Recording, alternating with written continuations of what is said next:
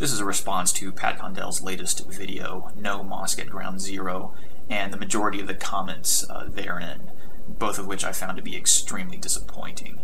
It seems not too long ago we were having a conversation about censorship and our fight against it.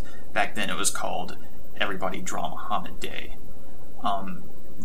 During this period, we've had the topic of free speech and the phrase itself thrown around a lot without really going into any detail about it.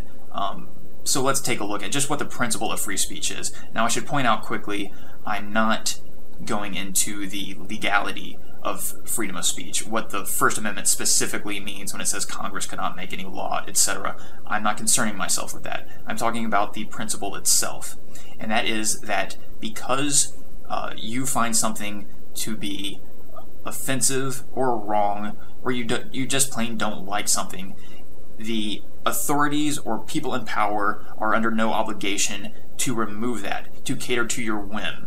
That's what the principle of free speech is all about, and that's why we fight against censorship. Just because things are disliked does not mean that they should be removed from the public's view.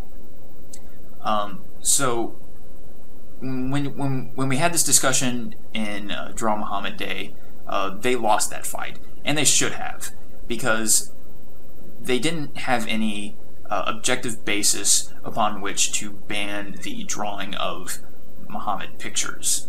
So the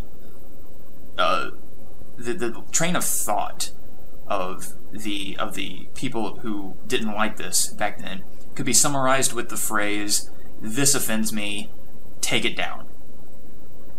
So what are we talking about when we have this mosque being built near Ground Zero? I understand the association with Islam and 9/11. I don't deny for a second that Islam played a role in what happened on that day. Only a fool would. However, why is that the slightest bit relevant to the situation we have now?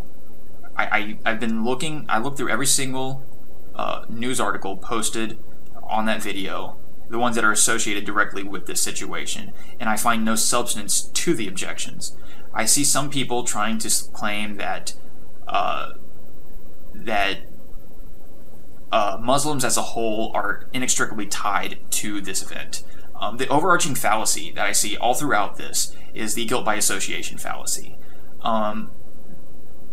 Because Muslims did 9/11, then all Muslims are to be held responsible for that, or something like that.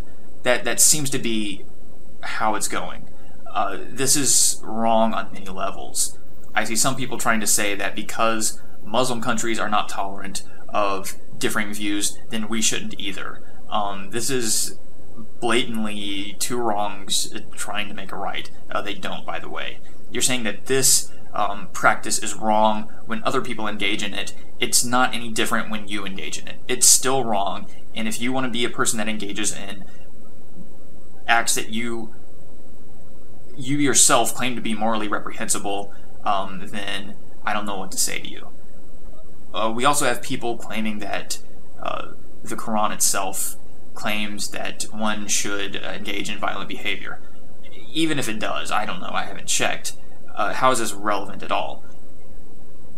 Because Muslims pick and choose from their holy texts just like everybody in every other religion ever has since the beginning of time. They're not really that different from Christians when you get right down to it.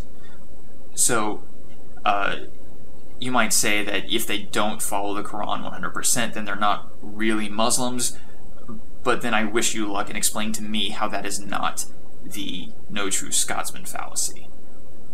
So when you get right down to it, the only specific objection I can see levied against the construction of this building is that it's being paid for.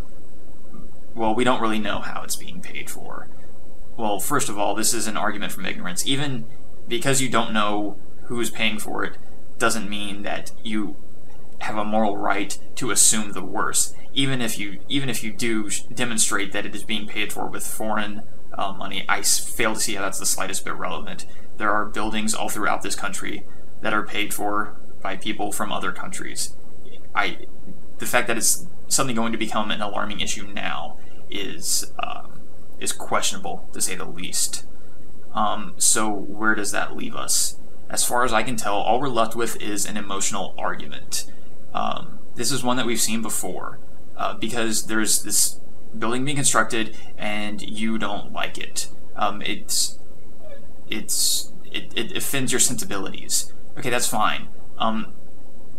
First of all, I think you're being quite alarmist. Just because they are Muslims doesn't mean that they are spitting on the graves of the 9/11 victims. Again, if you try to say that by virtue of them being Muslim that they are, you're engaging in the guilt by association fallacy yet again, which I've already outlined. But let's say, for the sake of argument, that I grant you 100% that the Muslims that are constructing this building are doing it for the sole purpose of offending Americans. They're doing it just because they want to glorify the deaths of those people in the World Trade Center. The very best objection you could muster would be summarized with the phrase, "This offends me, take it down." Where have I heard that before?